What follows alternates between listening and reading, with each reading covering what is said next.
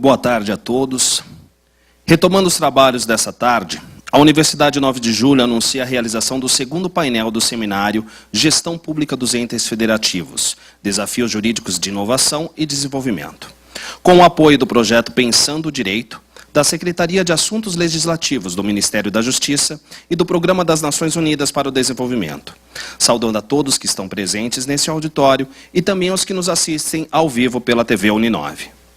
As reflexões provenientes deste painel interdisciplinar congregam assuntos de teoria do Estado, direito constitucional e direito administrativo. Será um material relevante para as pesquisas que estão sendo realizadas a propósito do tema da gestão da força do trabalho das administrações públicas dos entes federativos. Para compor a mesa, convoco as seguintes autoridades. A professora pesquisadora do Programa de Mestrado em Direito da Universidade 9 de Julho, professora doutora Irene Patrícia Nohara.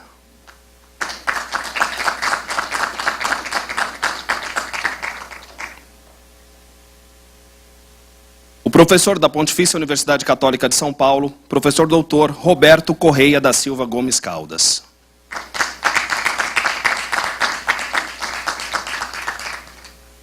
A conselheira titular do Ministério da Justiça, professora Júnia Marília Pimenta Lages.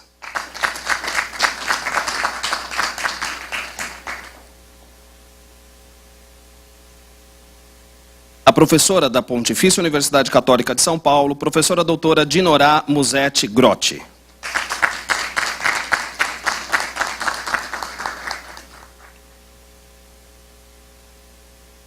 O professor emérito da Faculdade de Direito da Universidade de São Paulo, professor doutor Dalmo de Abreu Dalari.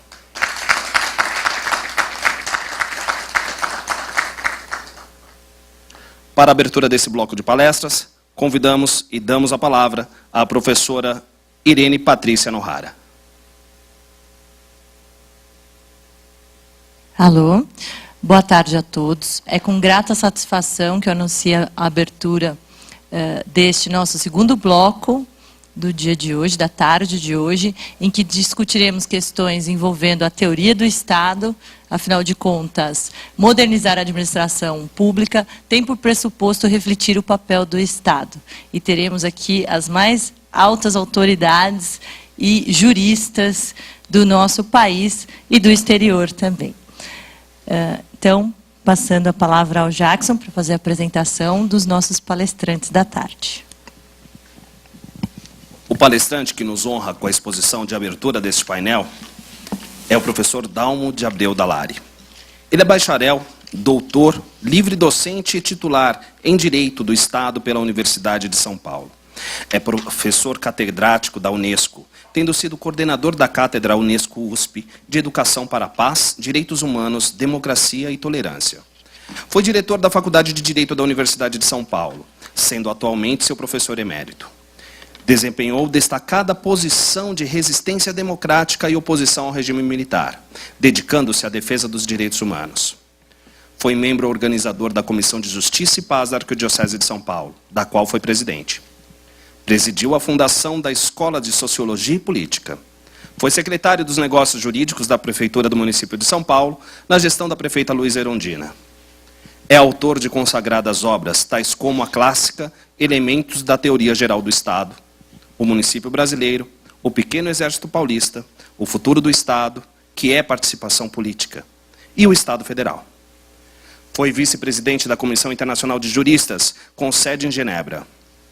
Recebeu o Prêmio Nacional de Direitos Humanos, na categoria Educação para os Direitos Humanos, e foi condecorado pela Medalha de Mérito Indigenista pela FUNAI.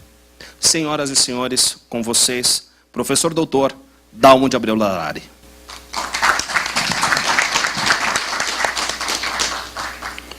Bem, antes de mais nada, eu quero agradecer por esta oportunidade de estar aqui fazendo o que eu costumo chamar de uma reflexão em voz alta sobre temática que eu considero da maior importância para a vida humana, para a convivência humana.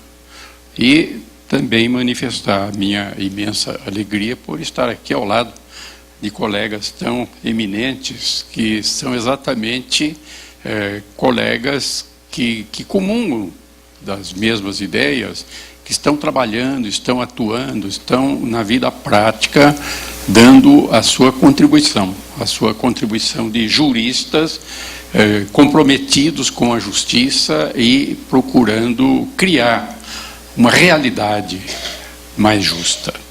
Eu vou fazer algumas reflexões sobre temática que é extremamente ampla, a temática da teoria do Estado, começando por uma observação a respeito da importância e do papel do profissional do direito na vida humana, de maneira geral, na vida social. E eu me permito lembrar uma observação que eu fiz ainda há pouco, relembrava isto, quando, honrado por um convite da prefeita Luísa Erundina, eu assumi a Secretaria de Negócios Jurídicos do município de São Paulo. E eu, então, fiz uma reunião com os procuradores municipais e fiz esta observação, que pelo que eu ouvia, tinha ouvido, pelo que se dizia, a procuradoria, o setor jurídico da prefeitura, era o setor do não pode. E eu disse, agora, a partir de hoje, não seremos mais o setor do não pode. Nós vamos ser o setor de como pode. Quer dizer, há alguma coisa importante a ser feita, alguma coisa que deve ser feita, porque é bom para a comunidade, é bom para a cidade, então é preciso fazer, mas fazer como? Quer dizer, não utilizar o mecanismo jurídico, o legalismo, como um obstáculo. E, evidentemente, não abrir mão da legalidade, mas da legalidade justa, comprometida com a justiça. Então, se alguma coisa é necessária, se alguma coisa deve ser feita em favor das pessoas, em favor da comunidade, então vamos dar a contribuição do jurista para dizer qual o caminho a ser seguido, como é que as coisas devem acontecer. E, numa perspectiva mais ampla, aí se coloca o problema do Estado. Quer dizer, o que é o Estado, para que serve, o que é que ele deve fazer. E eu costumo também ressaltar isso, que o Estado é uma necessidade da vida humana, da convivência humana, é uma expressão da necessidade de governo. O Estado não é apenas o governo, mas ele implica a existência de um governo. E examinando a história da humanidade, o percurso percorrido pela humanidade, nós vamos ver que houve profundas transformações, as circunstâncias históricas, circunstâncias sociais foram determinando a criação de novos tipos de organização, novos mecanismos de ação. E para nós da área jurídica, eu acho que é extremamente importante fixar alguns momentos desta caminhada. Quer dizer, alguns momentos que foram extremamente importantes, que colocaram fundamentos que depois evoluíram e que estão presentes na vida de hoje. Aliás, também esse é um aspecto que eu considero muito importante ressaltar. Devemos estar atentos à história. E eu me lembro de uma belíssima frase de um dos grandes homens públicos, jurista da Roma Antiga, Marco Túlio Cícero, que disse isso: a história é mestra da vida, senhora dos tempos, luz da verdade. Quer dizer, na verdade, o conhecimento da história é muito importante até para nós entendermos a existência de certas ideias, a existência de certas instituições. Então, por esta razão, eu vou começar fazendo uma breve retrospectiva histórica que me parece importante e é curioso, porque eu volto mais ou menos na metade da Idade Média, estou já por volta do século X, mas para localizar e identificar a ocorrência de um fenômeno que eu diria político-social, extremamente importante que está presente na vida de hoje. Quer dizer, o que acontece a partir do século X? Cessaram aquelas chamadas invasões bárbaras e um período em que povos do norte da Europa, inclusive também os hunos, invadiram a Europa, chegaram até sul, chegaram até Roma, e durante este período há muita violência, as pessoas têm medo, e isto vai favorecer a formação do feudalismo, porque as pessoas procuram a proteção de um senhor mais forte, um senhor poderoso, que foi o senhor feudal. E esse senhor feudal se torna um personagem todo poderoso, um governante sem limitações, tem poder arbitrário, tem poder absoluto. E as pessoas, então, famílias, vão buscar refúgio nos feudos. E vai se desenvolver o feudalismo com as pessoas totalmente dependentes do senhor feudal e sem o reconhecimento de nenhum direito e sofrendo violência, sofrendo humilhações. E paralelamente a isso, os senhores feudais vão também constituindo uma categoria social que, até por conveniência deles, passou a ser chamada de nobreza. Eles são os nobres, são pessoas de qualidade superior. E então, quando se chega ao século X, já cessaram aquelas invasões, as pessoas começam a sair dos feudos. E é um momento em que vários historiadores registram a ocorrência de uma revolução urbana.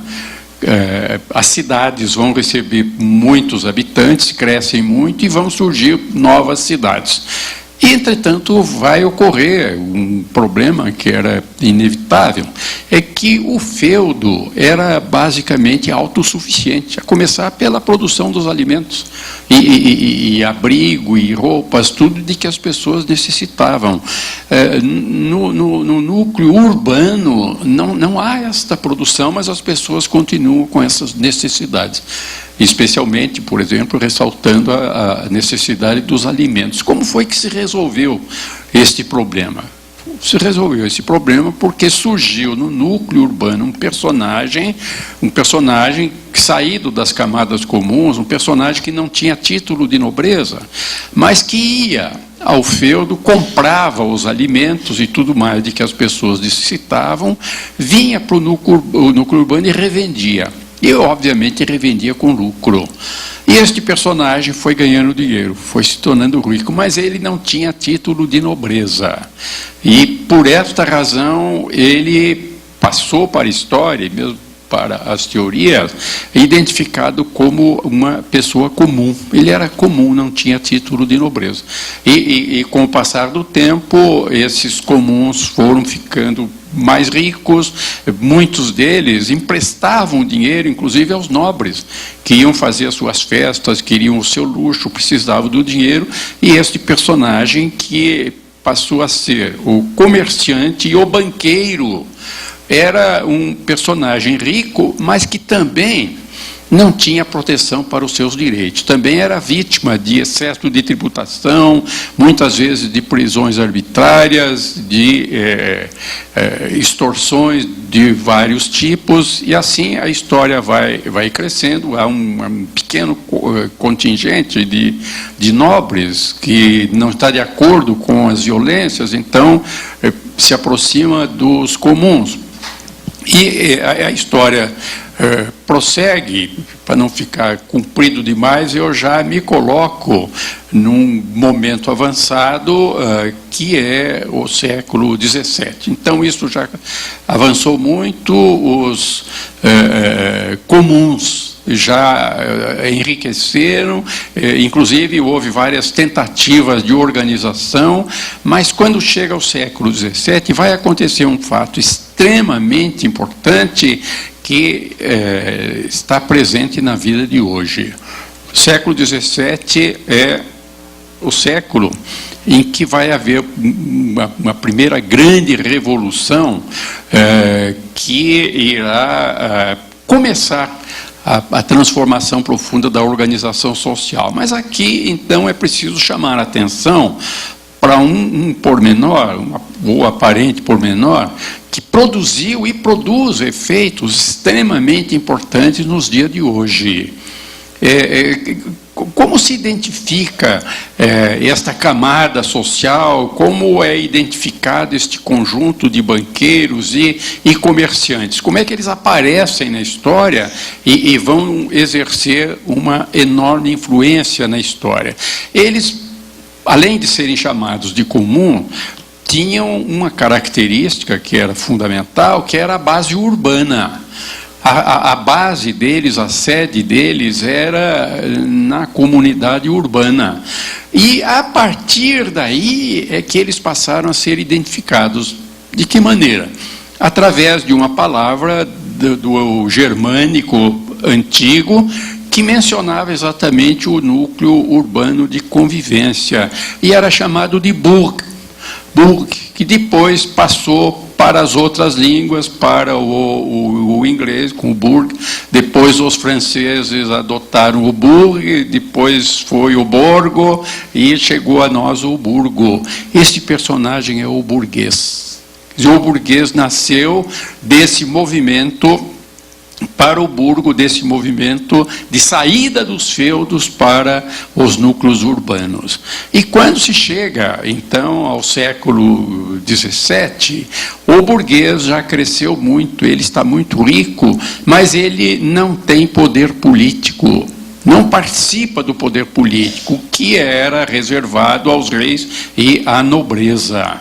E, não tendo essa participação política, ele era vítima de muitas arbitrariedades, e de violências, e não havia proteção para os seus direitos, e por esta razão, então, eles se reúnem, sob o comando dos burgueses, mas também alguns nobres, e é quando vai ocorrer a primeira revolução burguesa. A primeira revolução burguesa vai ocorrer na Inglaterra, século XVII, mais precisamente em 1689. E é uma revolução, como revolução que produz efeitos sociais extremamente profundos, importantes, e é uma revolução que os historiadores ingleses passaram a denominar de Revolução Gloriosa. Revolução Gloriosa porque não houve derramamento de sangue. Foi a tomada de posições, e desta tomada de posições resultou um efeito extremamente importante. E alguns aspectos aí, também é interessante relembrar, é que àquela altura, uma das forças sociais, uma das nobrezas, um dos grupos extremamente ricos, eram os bispos católicos. Quer dizer, a partir do século V, a chefia ocidental da cristandade está em Roma. E esse chefe ocidental da cristandade depois vai se definir como o Papa, que é o príncipe, o chefe da cristandade, e no século V é que se define esta comunidade como católica, que é uma expressão de origem grega que quer dizer universal. E então, a partir daí, vão aparecer muitos bispos católicos, como também grandes proprietários de terras e participantes das explorações no pior sentido, feitas pela nobreza. E na Inglaterra, no momento da Revolução Burguesa, há uma tomada clara de posição contra os então chamados papistas, que incluiu, então, os grupos católicos e tinham um estreito relacionamento com o Vaticano. E um pormenor, também, até eu costumo brincar, dizer um por maior, que acabou tendo consequências muito sérias, é que os comuns realizam a sua revolução e destituem o rei católico. Destituem o rei católico, mas não eliminaram, nem surgiu esta ideia de eliminação da monarquia. Mas como foi que resolveram esta questão? A filha do rei católico era casada com um protestante germânico da casa de Hanover, era Jorge de Hanover. E eles então convidam, os comuns convidam Jorge de Hanover para assumir a coroa da Inglaterra, e ele assume, com uma característica muito curiosa, era o rei da Inglaterra e não falava inglês.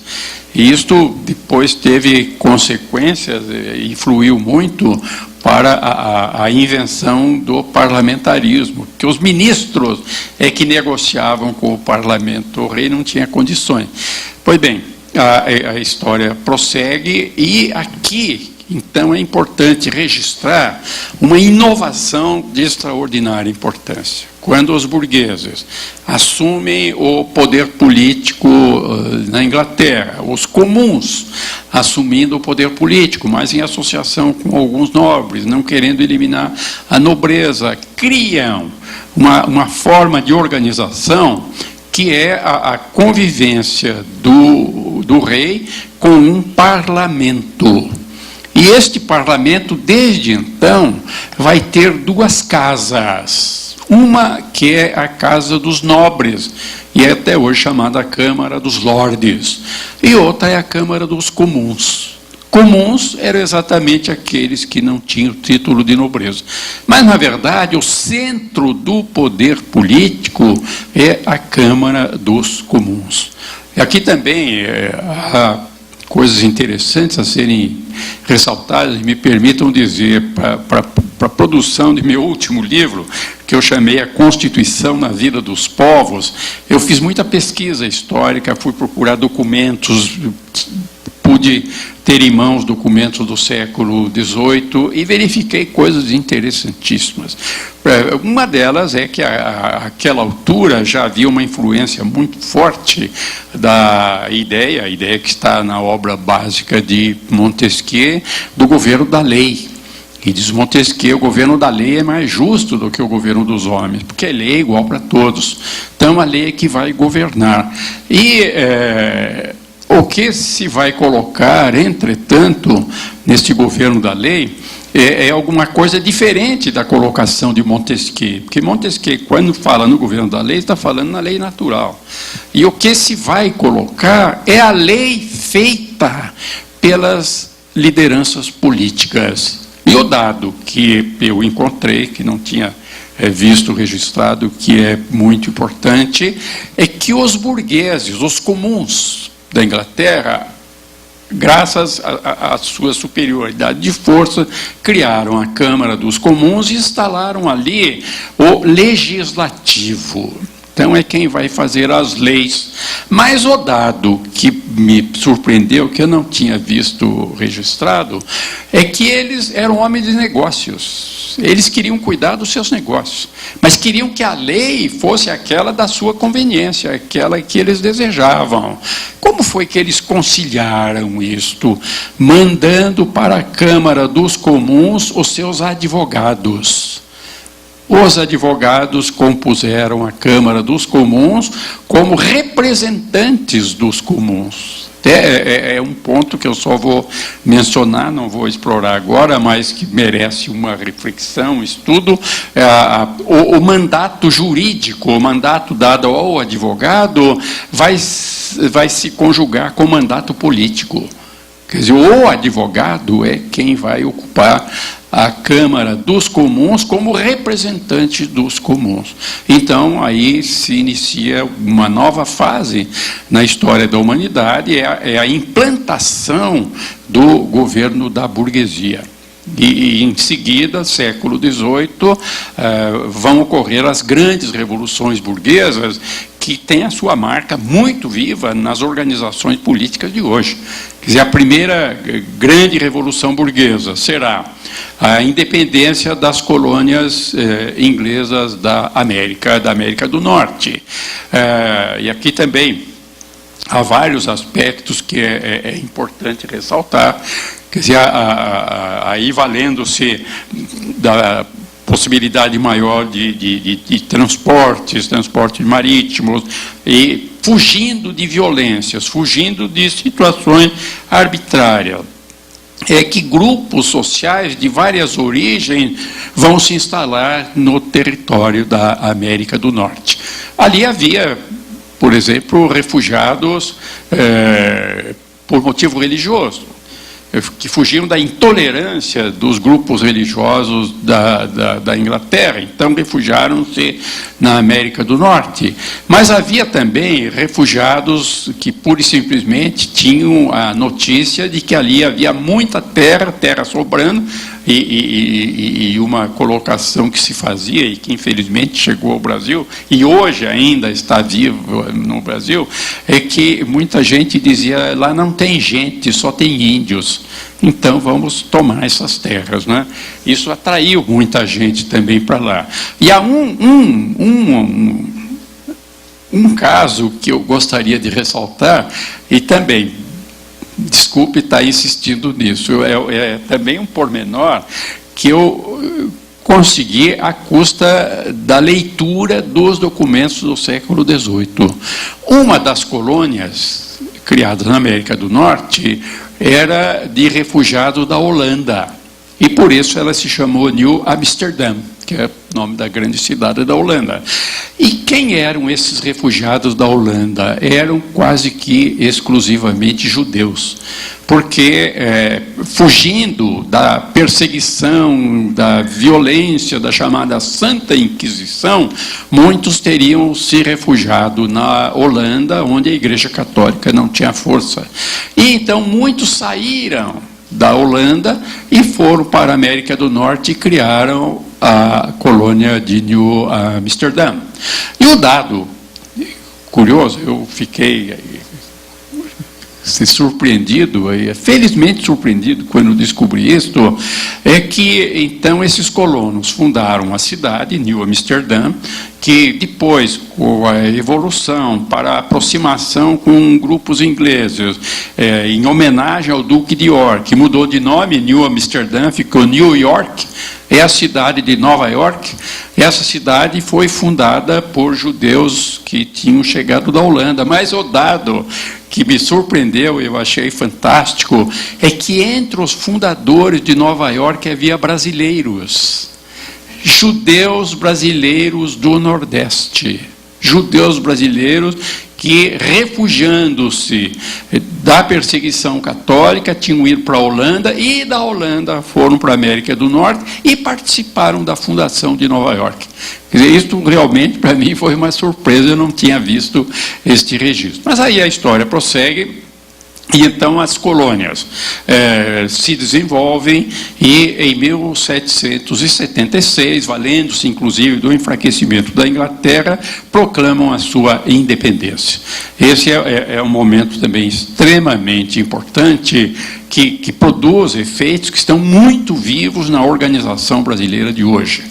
Quer dizer, em 1776 proclamam a sua independência, e proclamando a sua independência deixam de ser colônias, transformam-se em estados. E celebram, então, um acordo, um tratado, que foi chamado de Artigos de Confederação. Confederaram-se, então vamos trabalhar juntos. E esses artigos de confederação estabeleceram as obrigações de cada uma dessas unidades, por exemplo, a obrigação de uma contribuição em dinheiro para manter uma força armada, mas, além de tudo, também prevendo um bom relacionamento entre eles, trocas, inclusive. Mas a prática demonstrou que as coisas não funcionavam bem. Havia muita competição, diferenças muito grandes entre as antigas colônias, entre as suas características, as pessoas que ocupavam, que governavam. Sim, por exemplo, o Norte desenvolveu núcleos que tinham intensa atividade comercial, e era um começo de atividade que hoje chamaríamos de industrial, ao passo que o Sul era o lugar das grandes plantações, as plantations, e também das grandes pastagens. Era completamente diferente das características dos estados do Norte. E isso teve consequência no prosseguimento da história. Em todo caso, fizeram esses artigos de confederação. Quando verificaram que havia muitos conflitos, resolveram convocar uma reunião para se realizar na cidade de Filadélfia, é a Convenção de Filadélfia, convocada para o ano de 1787. E aí vão acontecer coisas extraordinariamente importantes. E aí, mais uma vez, eu tive a oportunidade de fazer uma pesquisa nos Estados Unidos, e depois completei essa pesquisa na França, na Biblioteca Nacional da França, onde há documentos originais do século XVIII. E, então, o que é que se verifica? Há uma intensa discussão, como é que nós vamos conviver, e há disputas, por exemplo, a respeito do rio Mississippi. Alguns dizem, não, vamos explorar economicamente para a pesca. Outros, não, de jeito algum, ele tem que ser um caminho usado para todos, livre para todos, nada disto. E esse e outros problemas foram colocados na Convenção de Filadélfia. Mas um problema que se colocou agudamente na Convenção de Filadélfia é que vários diziam isso, o que nos está faltando é um governo que seja comum. As 13 antigas colônias transformadas em 13 estados. Cada um tinha o seu governo e não havia um núcleo comum. Então, não havendo esse governo comum, ninguém coordena, ninguém manda, na verdade, ninguém controla, fiscaliza, e daí os conflitos, né? E surge, então, a ideia que alguns propuseram e outros receavam da criação de um governo comum. Isso eu registro no meu livro A Constituição na Vida dos Povos, porque realmente foi uma coisa excepcionalmente importante que eu não tinha visto registrado, inclusive, em livros de teoria constitucional.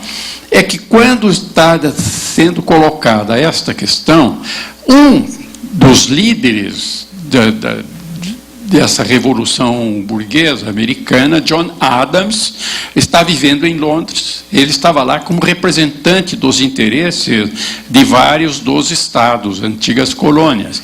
E Adams publica um livro que é a respeito do que ele chamou, então, on the Constitution of a Common Government, sobre a constituição de um governo comum.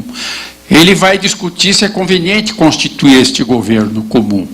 E esta obra teve enorme repercussão, muita importância. Ele era da colônia da Virgínia, onde havia um núcleo intelectual extremamente desenvolvido, e então vai se discutir esta questão.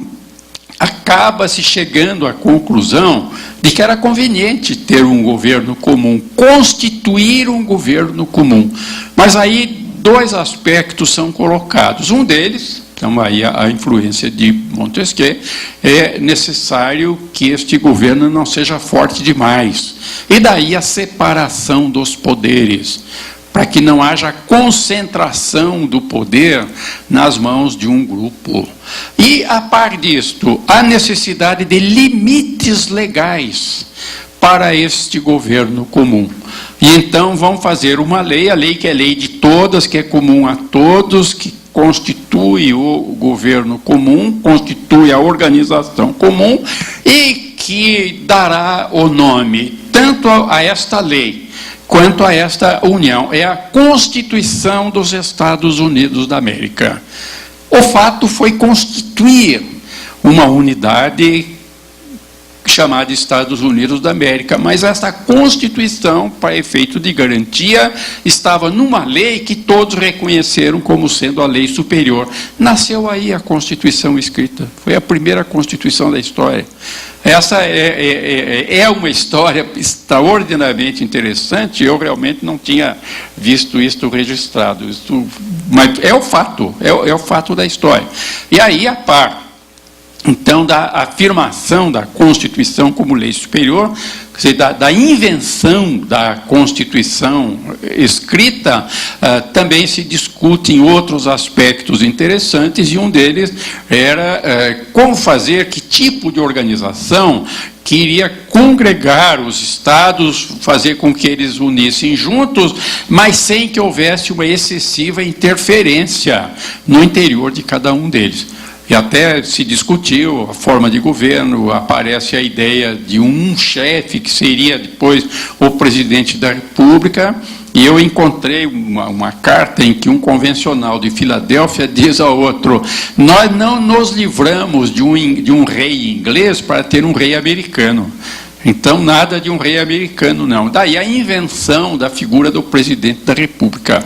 Mas, num sistema de separação dos poderes. Separação dos poderes que, em princípio, embora isso não tenha sido dito e declarado, teria a sua base no legislativo, porque seria o governo da lei. E tudo mais, o executivo e o judiciário, seriam subordinados à lei. E se discutiu a questão de como seria esse executivo, aí é que se cria o presidente da República presidencial, e aí vem também a discussão sobre o legislativo. Quer dizer, no começo não havia a ideia de um legislativo com duas câmaras. A Inglaterra tinha criado as duas câmaras, porque uma era dos nobres e outra era dos comuns. Mas como não havia nobreza americana, nunca existiu uma nobreza americana, não havia o porquê de uma câmara dos nobres, câmara dos lordes. Então havia a ideia de um legislativo. E aí também, outra vez, vem a documentação extremamente esclarecedora, que já está presente, aí então vem a influência das ideias, da obra de Rousseau, a necessidade de que o governo fosse democrático. E então se estabelece que haveria uma representação no legislativo. Eles seriam representantes de cada estado. E se estabelece uma proporcionalidade. Então, para que fosse democrático, os estados que tivessem mais eleitores teriam maior número de representantes. E é então que vai surgir um problema, e isso também está numa das cartas que eu consegui ler, em que um convencional de Filadélfia, de um dos estados do Sul, escreve para outro sulista manifestando a sua grande preocupação. Por que razão? Porque havia uma diferença muito grande entre a composição do povo dos estados do norte e dos estados do sul. Os estados do norte, que eram estados de comerciantes, de pequenas indústrias, de manufaturas, tinha um número muito grande de pessoas livres e era abolicionista, era contra a escravidão. Ao passo que o sul dos Estados Unidos era totalmente baseada na escravidão.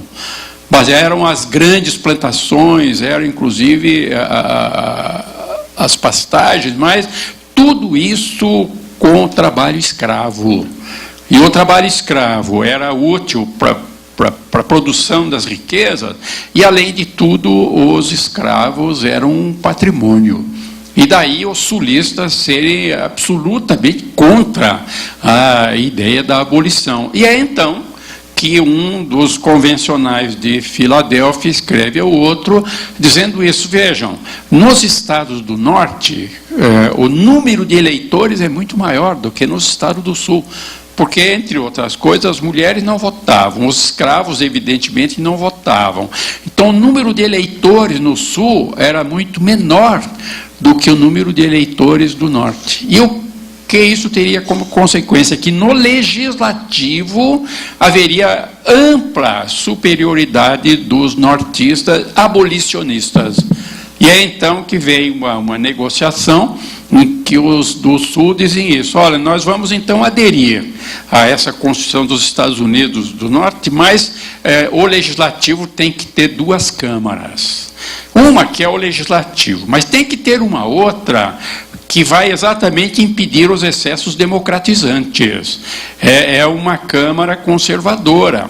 E estabelece isso. Nesta Câmara revisora, todos os estados vão ter igual número de representantes. É aí que se estabeleceu, ainda hoje nos Estados Unidos, cada estado tem 2 representantes. Foi assim que se criou o Senado. O Senado foi criado basicamente para impedir a abolição da escravatura. e para impedir os excessos democratizantes.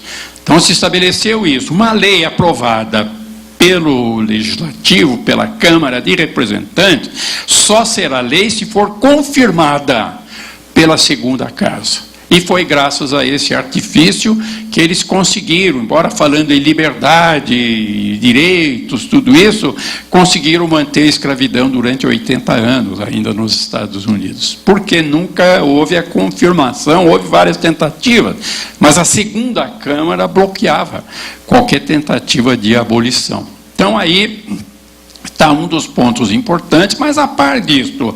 E outro ponto que para nós também interessa muito é a forma de convivência, porque se admitiu a existência de um governo comum e se criou um Estado que passou a ser chamado de Estados Unidos da América, mas com muita exigência, muita preocupação com a manutenção de uma grande margem de independência dos estados.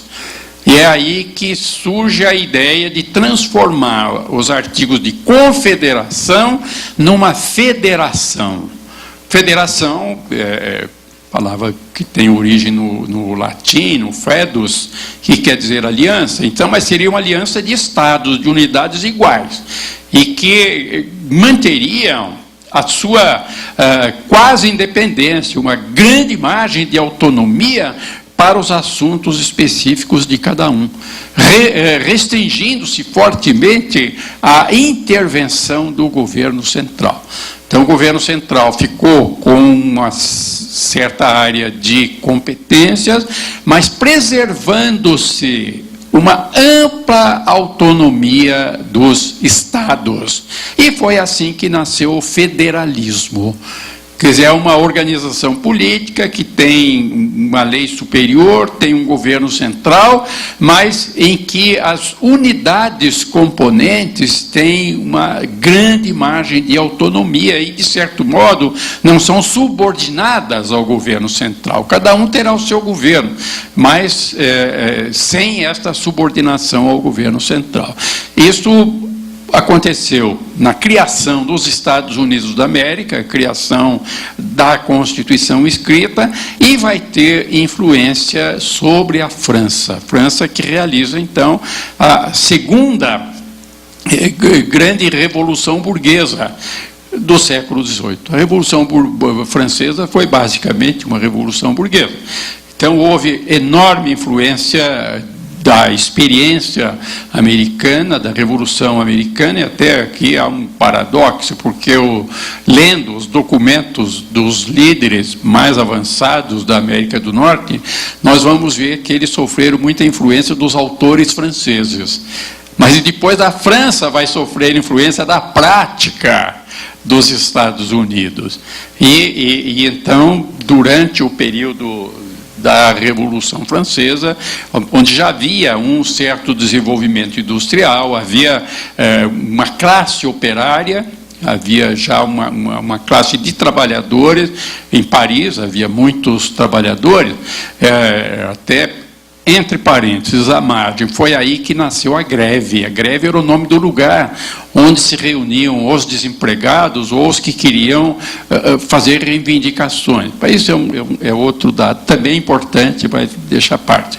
Pois bem, então a França realiza a sua Revolução Burguesa, em grande parte sob a influência da experiência americana, mas a França valorizando mais ainda do que nos Estados Unidos a ideia do governo da lei. E aí isso vai ter consequências de ordem prática. A Revolução teve vários momentos, há inclusive um momento em que surge uma ideia de criar uma federação. Aliás, é um dado extremamente curioso. Havia regiões da França onde não se falava francês, era da França. E, por exemplo, no extremo sul da França, se falava occitano. E o occitano nem tinha uma expressão escrita, mas depois, aos poucos, eles foram se aproximando do francês. Mas Paris é o centro da Revolução, realiza-se a Revolução Francesa, e a França vai aprovar um documento chamado Declaração de Direitos, de 1789, sob também influência dos grandes pensadores, filósofos políticos, filósofos do direito natural.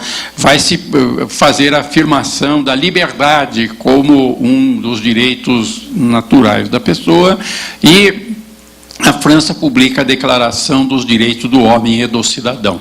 E aqui, só entre parênteses, eu vou fazer uma observação, porque eu estou trabalhando neste momento, também utilizando elementos pesquisados, é que, neste momento, havia já movimentos de mulheres. As mulheres não gozavam de direitos políticos, mas estavam lutando por seus direitos. E havia uma jovem intelectual, autora de peças teatrais, que era muito dinâmica, mas, de certo modo, ingênua. E ela, então, atuava neste ambiente. É quando se aprova a Declaração dos Direitos do Homem e do Cidadão, essa jovem intelectual, Olympe de Gouges, fica tão indignada que escreve um belíssimo documento. Vou publicar esse documento, uma Declaração dos Direitos da Mulher e da Cidadã.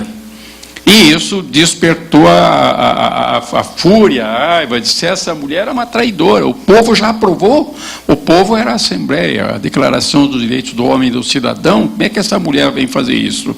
E consequência, somado isso a outros fatores, que ela era inclusive abolicionista, Olympe de Gouges foi denunciada no Tribunal Revolucionário como traidora do povo, condenada à morte e foi guilhotinada em 1793.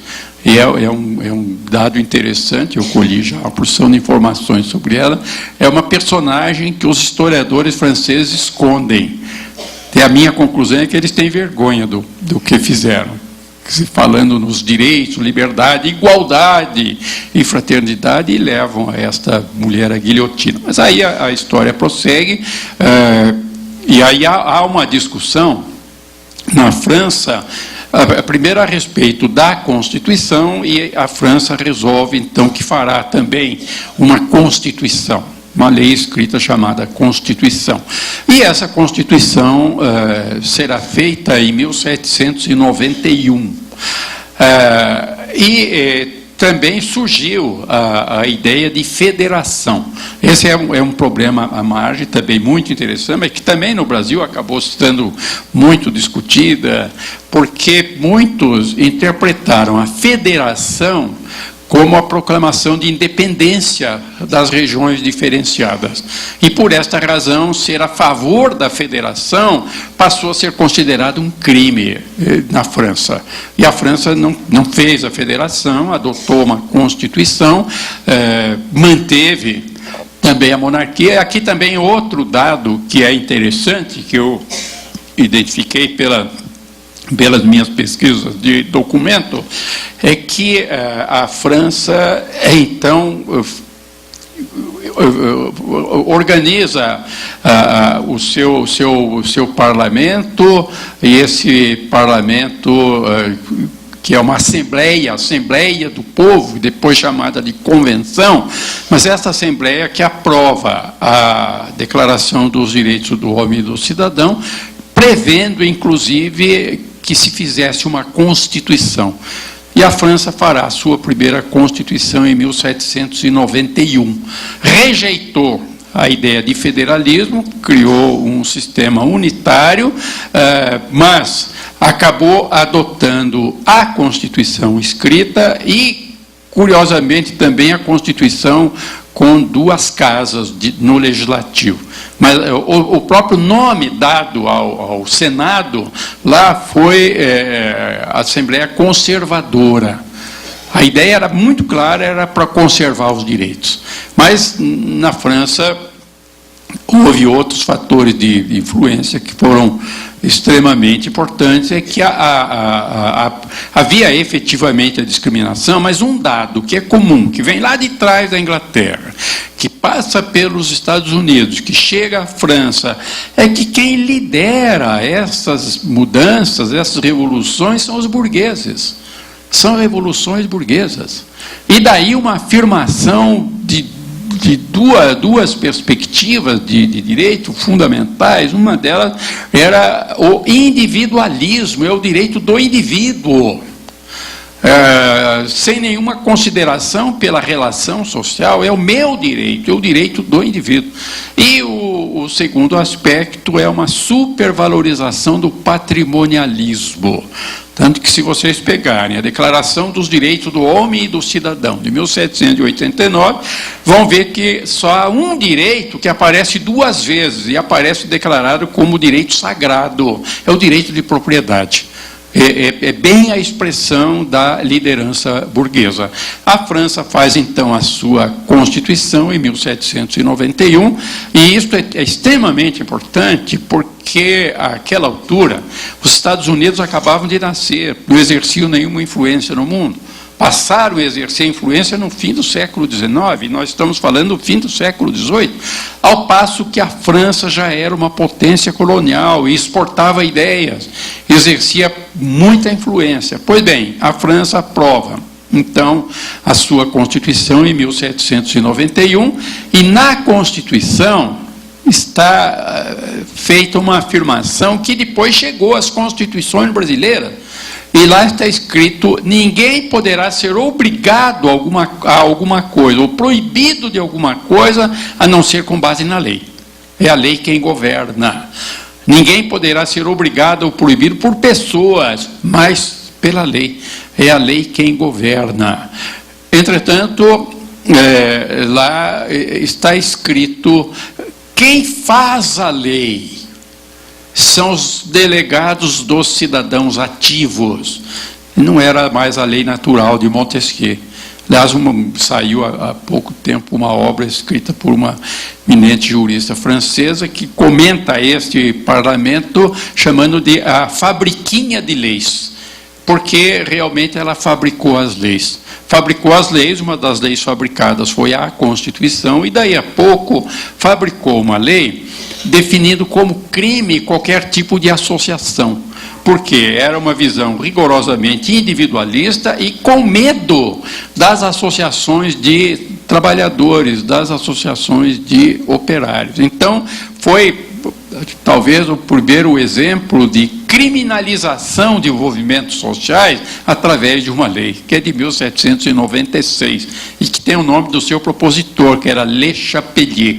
Mas a Constituição estabelece o governo da lei, ninguém será proibido a não ser com base na lei, será obrigado a não ser com base na lei, mas quem faz a lei são os delegados dos cidadãos ativos, não dos cidadãos ativos. Só os cidadãos ativos é que vão eleger representantes. E quem é cidadão ativo? Está escrito na Constituição. Primeira condição era ser francês do sexo masculino.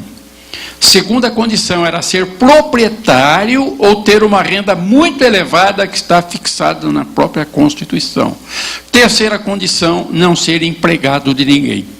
Então, francês do sexo masculino, proprietário ou tendo renda muito elevada e não sendo empregado de ninguém. Quem é? É o burguês. Então, o burguês é quem vai eleger representantes, e aqui também é a observação parecida com aquela que eu fiz sobre a composição da Câmara dos Comuns. A Assembleia Francesa, que aprovou inclusive a declaração, essa Constituição, tinha 50 membros. Desses 50, 34 eram advogados. Então, outra vez aparece aqui o advogado exercendo um papel extremamente relevante para o bem ou para o mal, porque ele foi culpado de um legalismo discriminador. Em todo caso, ele lá está presente. E assim a França aprova a sua Constituição, mas aí vai haver uma consequência que produziu efeitos no Brasil, no ensino jurídico brasileiro, e de certo modo produz efeitos ainda hoje, é que a própria Constituição previa que seria elaborado o Código Civil. Por quem? Pelo Legislativo. Mas o Legislativo composto por quem? Só por representantes dos cidadãos ativos.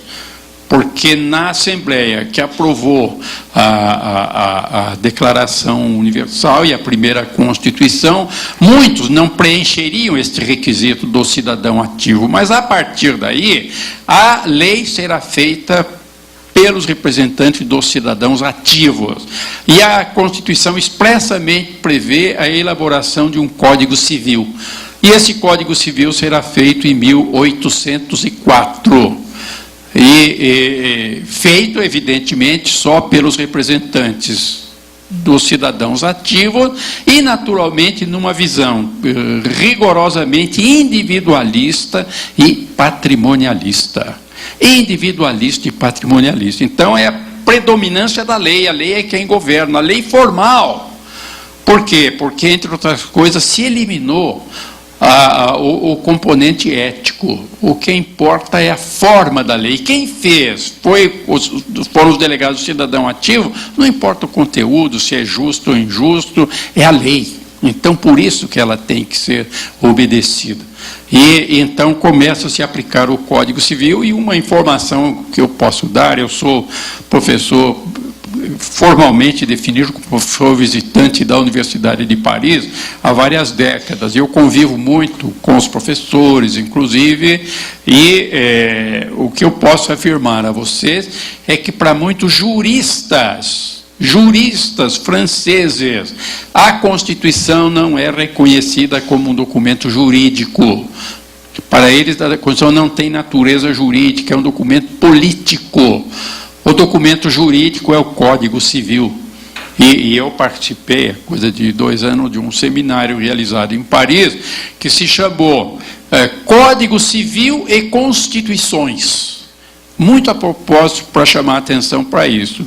Nós, até hoje, só tivemos um Código Civil, que é o mesmo de 1804, com alterações, mas é o mesmo Código Civil.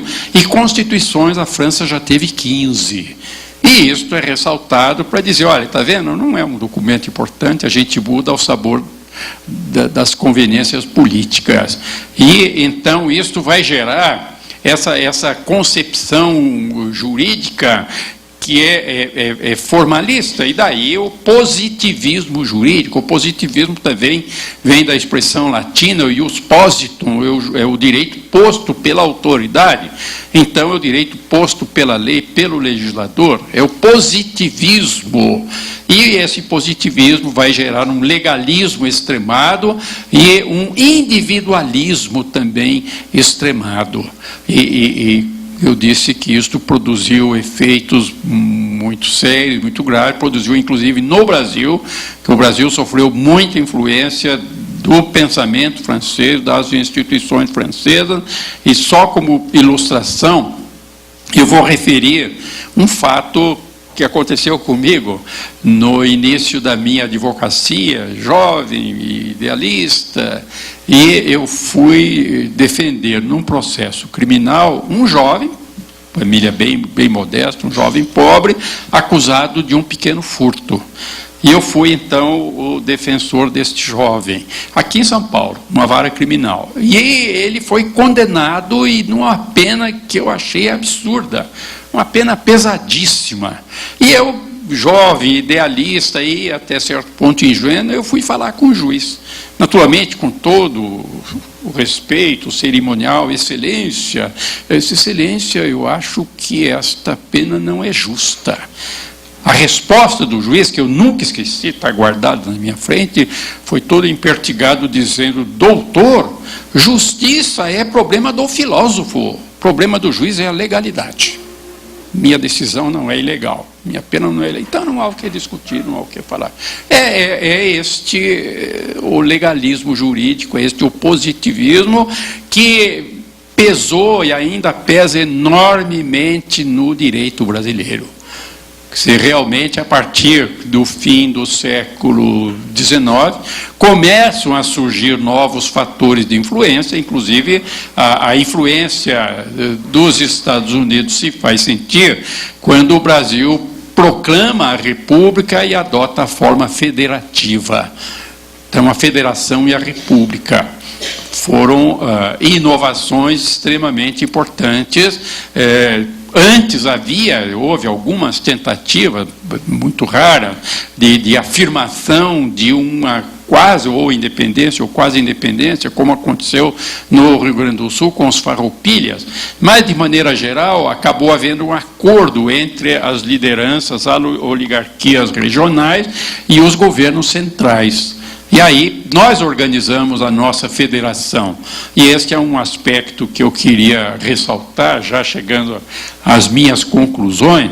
Nós ainda temos uma herança muito pesada desta organização dominada por oligarcas. Eu tenho um pequeno livro, que é o Estado Federal, e depois nas outras eu também faço observações sobre o federalismo brasileiro, e eu digo isso com todas as letras e estou convencido, a federação foi muito mais uma aliança de oligarcas. Uma aliança de oligarcas.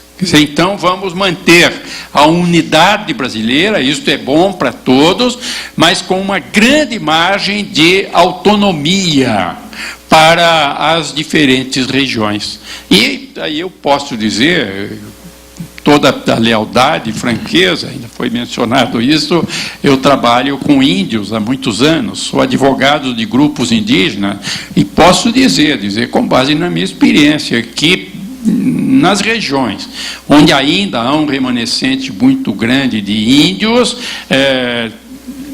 eu encontro juízes, membros do Ministério Público, além de legisladores, membros do Executivo, que atuam na linha burguesa, individualista, na linha burguesa patrimonial. Se nós brasileiros conseguimos um avanço extraordinário, ficaria cumprido demais, não é hoje, outro dia talvez eu venha, com a Constituição de 88. Quer dizer, eu não vou agora relembrar a nossa caminhada até chegar a ela, mas o que eu posso dizer é isso. Eu fui e posso dizer tranquilamente, porque eu fui da linha de frente, combatendo a ditadura, propondo a Constituinte, inclusive. Ainda agora, há poucos dias, eu estive falando na cidade de Londrina, norte do Paraná, e lembrando isso, que em 85, pregando a Constituinte, eu fui caixeiro viajante da Constituinte, viajando aí pelo Brasil, a convite de alguns advogados e de professores, estudantes, eu fui a Londrina para falar sobre a Constituinte, mas fui junto com um grande personagem do direito brasileiro, Aliomar Baleiro. Foi um grande constitucionalista, tinha sido parlamentar, ministro do Supremo Tribunal Federal e que acabava de ser aposentado. E então nós dois recebemos o convite para ir a Londrina para explicar o que era uma Constituinte e como o povo devia proceder em relação à Constituinte. Pois bem, nós chegamos lá, a nossa palestra seria às 7 horas da noite, Aliomar Baleiro estava inclusive com a esposa. Fomos lá para o hotel, quando chegou mais ou menos 6 horas, chega um dos organizadores e diz, não vai haver a palestra. Não vai haver a palestra porque chegou um avião de Curitiba trazendo uma tropa de choque e já fecharam todos os acessos à universidade. Então, está proibida a palestra. E nós, até me lembro bem da baiana muito decidida, a esposa de Aliomar Baleiro, que virou para nós e disse, vocês não vão ficar aí feito ratos dentro do quarto do hotel só porque disseram que não pode falar, vocês têm que ir para a rua, vão brigar, vão tentar. E a gente foi para a rua, mas não conseguiu. Mas foi um momento, só que eu registrar, essa Constituição não caiu do céu, foi uma conquista. Em grande parte, uma decorrência dos excessos praticados pela ditadura militar. Isso foi despertando a consciência do povo, e daí a algum tempo, alguns anos, nós tínhamos muitas organizações populares, inclusive, por exemplo, organizações de mulheres. O primeiro movimento organizado pela anistia no Brasil foi o movimento feminino pela anistia. E quem criou foi uma advogada, Terezinha Zerbini.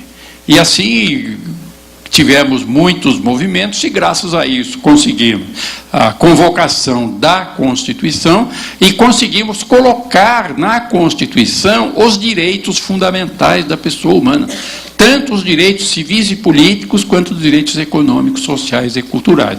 Mas, além disso, e é a última observação que eu quero fazer, nós avançamos muito adotando a linha mais adiantada do constitucionalismo.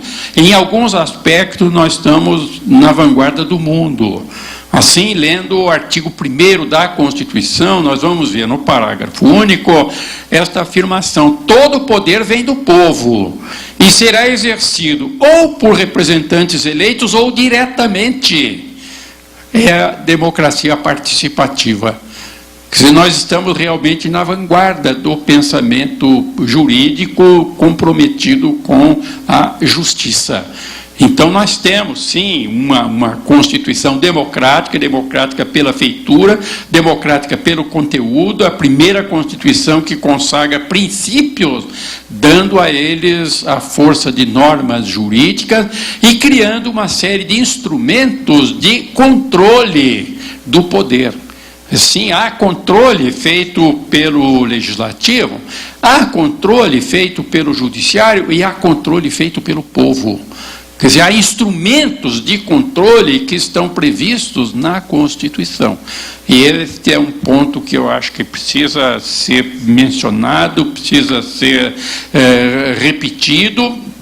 A valorização dos instrumentos populares de participação.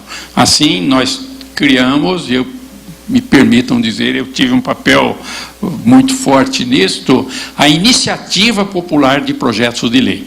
Ainda há poucos dias me mostraram um documento do senador Afonso Arino, em que ele diz isso e recebeu de mim essa proposta e converteu numa proposta para constituinte, e nós temos o povo legislador. Mas nós também temos uma série de instrumentos de controle. O Ministério Público foi extraordinariamente valorizado, e entre as suas funções institucionais está claramente a função de controle, de exigir que as autoridades cumpram as suas obrigações constitucionais e legais. E entre essas está a da efetivação dos direitos fundamentais da pessoa humana. Então, aí está um conjunto de aspectos importantes que eu achei que seriam sim, cabíveis e convenientes nesta reflexão em voz alta, e agora fico atento à espera da mensagem dos demais colegas. Então, mas, muito obrigado. Agradecemos as palavras do professor Dalmo e passo a palavra à professora Irene Nohara. Hoje eu tive uma tarefa muito difícil. Quando eu liguei para o professor Dalmo para vir para cá, ele entusiasmadíssimo: Irene, tenho novidades em primeira mão das minhas pesquisas que estou fazendo. E aí o tempo foi passando e interrompeu o professor Dalmo falando, é quase que um crime de lesa humanidade ou lesa cultura.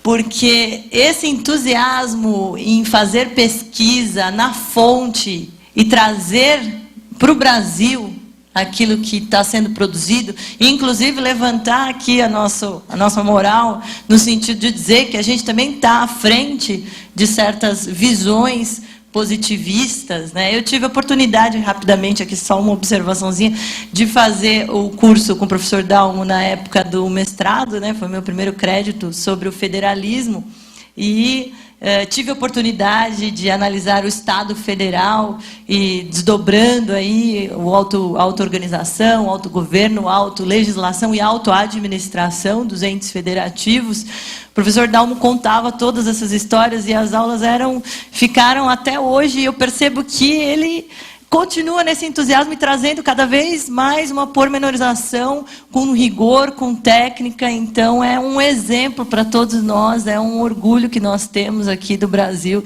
de, enfim, termos um pesquisador dessa profundidade na França.